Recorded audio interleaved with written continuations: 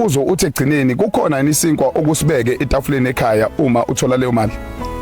Cha futhi ngiyabona mina nginenhlanhla umsebenzi eminingi ezandla ngiyayazi painting sothi bayazi ikhathi ngisebenza abantu ngizothola imali engana anqena ukufika ngithi hayi lwasiswa lapha uneze mhlambe imali engaphelele imali ebigcwele iphakethe kodwa manje ubona ukuthi mangikhipha mhlambe lo 300 rand or lo 200 shoda la kuminto yokubhema lapho nginengane ehlala ekhaya bezu2 enye ngisiyathatha uma wayo mfana nentombazana.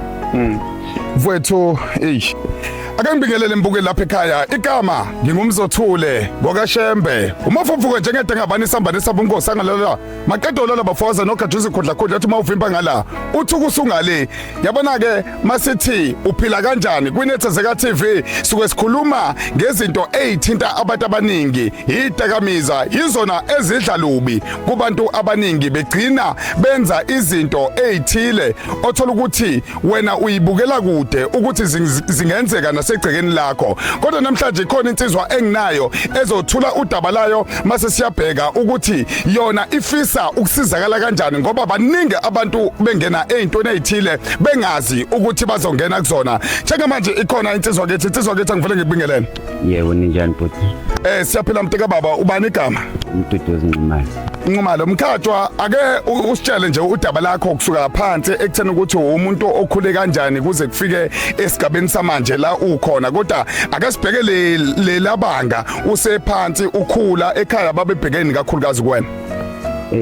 Futhi ngingasho ukuthi ngikhule nje ekhaya kuphileka kahle nje ayikho into ebesiswela kwayikona ukuthi khona umfethu nje ngicheche nginqamula ungena wamesidamizweni khona umfethu wayehlezi ecela ukuzobophela endlini nami kusamakhethe ngokuthi ubalekela abanye ukuthi mebopha lokhu bezomcela njalo amasonto ekhama bengekho 11 to 3 ngize ngimpitshise afika gidikayele ekhaya abophe ngelanga nje kwaba yimina futhi engamswela ngeke ngize ngimqambela manje ngathi hayi akungizwise namleda awangithelela ngabhema lokuqala ngathi hayi angilizwanga wangiphinda futhi wanginikezele ngabhema ngakusasa ngingasho ukuthi mina ngavuka ngashona kuyena because ngizwe lento ngathi imnandi kade sengene ehlathini futhi yabona nje ngingathi nje lokho kwenza manje kumina ngikubona kuyinhlanhla enkulu because sengikhathele futhi wami ngikhathele.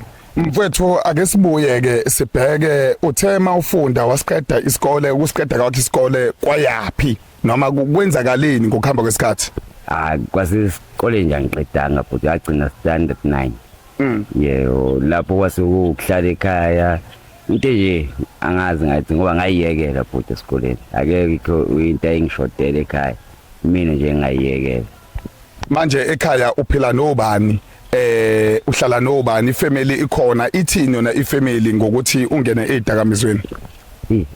Okokuqala nje ingane yami ngihlala naye ekhaya umfana ifunda standard 8 iyona ngeke ngibothi ngiyayiphoxa nabo abazali nakhozi umuntu kwaba umubhema ngeke ungabi naso isandla into nje ekuyona esiyinkinga kakhulu soluthi sekukhona izindlu ongasayingena ngiyazi ukuthi uma ungenile kuzolahleka okuthini nalapho hayi ngobusuku uthanda mhlawumbe uthola ukuthi lokhu uvukile ekseni ukuthi uyophanda awutholi lutho ugcina ubuyele ekhaya uyobheka into ongayintshontsho uyidayisa ngiyabona ubothi sikuhlukumeza abazali lokho yabo nje uma wami hlezi ekhaya mawukhuluma ukuhlala phansi mhlawumbe ukhulume nendodana ngoba kubalekile phela egcineni ukuthi sikhulume nabantwana kwenzeke njani mhlawumbe mawuxoxa naye mhlawumbe umyala noma kuyisiyafika leso sikhathi noma yena usegcekeni naye kodwa uhambela kude kunawe? Ngingasho ukuthi uqhelile kumina because ubona impilo engiyiphilayo kwanami ngeke ngibothi ngizomyala ngithini ngibothi ayikho into engamyayi kwanaye ngoba khona nje kulonyaka sike sahlala naye endlini yami sahlala mhlawumbe 2 weeks hayi waphindwa wabaleka wangishiya nje kanje ukuthi uyabona ngoba khona nje iphutha elikhulu bengengilenze so mhlawumbe isebusuku ngiqalekile ngifuna ukubhema ngize ngiyafika usesendlini ngcina sengibhemela phambi kwakhe into ebike ngiphatheka kabi kakhulu ileyo ukuthi bese ngenze shona phambi kwakhe ngiyazi ukuthi ku wrong kodwa ngikwenze Mfowethu ake sibuyelana ke ekuthenini ukuthi ekhaya bayalibona udaba lakho. Emphakathini bayalibona udaba lakho. Emphakathini akakaze ube nesandla noma kube khona into mhlawumbe oyenzayo kuze kuthinteke wona umndeni. Ya ngingathi hayi ngaphandle cha. Ikanye nje. Mina bengizokhuluma nje iqiniso mina bengigange ekhaya ngoba ngumuntu onamahloni. Ngeke ngicabale ukuthi mase ngiqhutshwa sengishawa ngabe ngiyazi mangitshontshe ekhaya. Ngizolikhuluma iqiniso ukuthi hayi ngithathile begcina ungithethisa kube into egcina la ngaphakathi. Ngaphandle ikanye la ngantshontsha khona istofu 2 plate. Yebo kwabanjwa kwagcina kufika ekhaya. Masibuya ke sibheka indaba yokuthi ke manje sifuna ukuthi usizakale. Ukusizakala kwakho kuncikephi ngoba kukhona umuntu othi hey kulomkhakha uyakwazi ukuphuma uphinde uyibuyelele wena. Baningi bebabona abantu bakwenza lokho kodwa abanye bephume unomphela. Wena ikuphi la ungancedeka khona noma ikuphi la ubona khona ukuthi kunzima ukuthi ke ungancedeka ukuze kuliwe nayo leyo nto eyisici. Mina Bonisi mase ngithola usizo nje ngoba ngiyeke ngazama. Last year ngawuma 4 months. Kwayikona ukuthi yabona le nto ngathi ungathi umuyeka uthola umsebenzi. Ungahlali kwamanje uhlala ugcina ubuyela kuyona futhi lo sathane lo. Yebo ngikhalela kakhulu uncedo but angisathandi. Kade ngikhala ngithi kulonyaka ngo14 April ngizobe ngithi 39 nginengane endala eqedile isikole umfana yena kuhlala kama wakhe yona nto nje ngiyengisa ngishayisa ngamahloni kakhulu ngiyafisa futhi mase ngithola usizo mase ngithola nomsebenzi futhi. Mfowethu uyayizama imisebenzi noma iyona nje enqabayo noma yokugunda nje amagceke emzini abantu lokho kubamba kuyaqhamuka? Yebo yona into esiphila ngayo. Yona into esiphila ngayo ibambela amagceke njengoba senza nje nala. Lo ale mafemini kunzima ngoba wona futhi umuzosola umsebenzi efemini ubhema. Ungaya mhlawumbe isonto lokuqala athi into eyinkinga kufanele kuseni ubhema. Xaxa. Ngeke uhlezi unemali njalo. Ngilanga uzovuka ekseni no9 imali yokuthi ubhema showcase uyalofa ngoba sithi ungena ngo6 ngeke ushaya u9 usasebenza. Mfowethu ngeke ngibone uthola ukuthi nenza i-recycling niyaqoqa niyazama ukuthi nihambise lawo mathini noma lezo zinto nithola imali. Umbuzo uthi egcineni kukhona isinkwa okusibeke etafuleni ekhaya uma uthola leyo mali? Cha futhi ngiyabona mina nginenhlanhla umsebenzi eminingi ezandla ngiyayazi. Painting sothi bayazi ikhazi ngisebenza abantu ngizothola imali engani anqena ukufika ngithi hayi lo asiswa lapha uneze mhlambe imali engaphelele imali ebigcwele iphakethe kodwa manje ubona ukuthi mangikhipha mhlambe lo 300 rand or lo 200 shoda la kuminto yokubhema lapho nginengane ehlala ekhaya bezuthi enye ngisiyathatha uma wayo mfana nentombazana. Mfowethu inzima le ndaba umuntu ozobuza ukuthi ngosuku ngokomthetho lento uyibhema kangaki ubhema malini ungathini kuyena? Yabo nje mina futhi manginayo imali ekseni 2 yobe su 30 rand la kusho ekseni 60 rand. Mune imali nje uyabhema ngisho u300 yokuqeda. Yabo nje u350 la buba 1 day. Ekhaya nje ngifike ngiqamba manga ngithi awuphumanga 350 ubuphumile. Ubona ukuthi umukhipha lo 100 ngeke isaphele mina. Ngisho ungawukhiphanga lo 100 rand lo 350 nje. Shawuvale ngama-hour.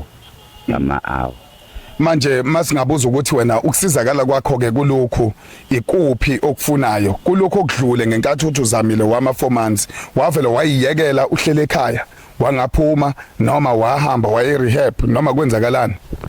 Ngayivula nje i-rehab yami yayisekhaya. Lo 4 months ngangihlele ngingaphumi ngenze lutho. Okusho ukuthi namanje kusengenzeka and futhi ngiyafisa futhi. Uma kukhona abantu mhlawumbe abaqhamukayo bethi cha bengakusiza wena bengaqalela ekhaya mhlawumbe uattende kuleyo ndawo ngalezo ikhathi uthole lezi zinto mhlawumbe izokwehlisa ungakwazi ukwenza lokho? Yebo enye into futhi engeke ngisabele ke rehab nginale nkinga ukuthi angikwazi ukuhlala endaweni engayona ekhaya. Ngiyahluleka ngoba khona la ngasenza khona egoli. Kwakunzima ngiyahluleka nje ngingakho ngathi rehab yami ngingayenza ekhaya. Imake uma ingaqalwa iprocess kuwena usho ukuthi konke okuthiwa attend mhlawumbe uya attend ufika nabazali makuluhlanu ubuyele emuva nabo abazali noma ufike ngolosihlanu ulale khona ubuye nini ngomsombuluko uzohlala ekhaya isonto lonke uattenda zonke lezi zinto ngoba kukhona ama rehab aqala kanjalo ukuze bebone ukuthi unaso isifiso uyimisela ukuthi uyayenza lento ungakwazi ukwenza lokho kakhulu bhuti kakhulu yabona uma kuzoba kanjalo ngingakwenza ayikho into engangihlula lapho ungathini kumuntu ke njengamanje ohleli unabangani baseduze kwakhe ngoba egcineni iblame ijwayele ukushiftela kubangani mina ngiyathokoza ukuthi wena akwaze uyishiftele kumuntu owayebhema wena owayicelayo wavuka ekseni wayela wena ngithi ungathini kumuntu osarendwa abantu abakanjalo eceleni kwakhe unomuntu ke njengamanje oqalayo uyangena kuyona angazi noma ithatha isikhathi esingakanani ukuthi kujova ukuthi uyithande mhlawumbe wena owaziyo ongachaza lapho uphinde uchaza ukuthi ungathini kuyena umuntu okanjalo ukumqwashisa hey ongakaficwa ile nkinga umuntu abhekene nayo ngiyamthandazela ngiyamfisela ukuthi engabe sangena because siyabhema asisathandi impilo nje umuntu ayiphilayo akuyona impilo because yabona nje unyaka wonke thina sicabanga into eyodwa uma uvuka ekseni defika uqala emqondweni engizobhemana yabo manje ngithi ngiyacela ongakangeni nje engabe saqala nje noma ngathiwani ayibambe ayikho right lento usathana hlukumezeka kwabantwana mfowethu ungakubeka nakho lokuthi bayahlukumezeka kakhulu yabo nje umfana wami nje ngiyengibona ukuthi ngoba kwimanje angibizi ngoBaba akangibizi ngoBaba ngibone nami ukuthi usaba leli igama lokuthi ubaba wakho uzothiwa yiphara ubaba wami umbiza ngoBaba wakhe uma wami umbiza ngoma wakhe ngiya understand ke lapho ukuthi yini enza lokho usaba ukuthi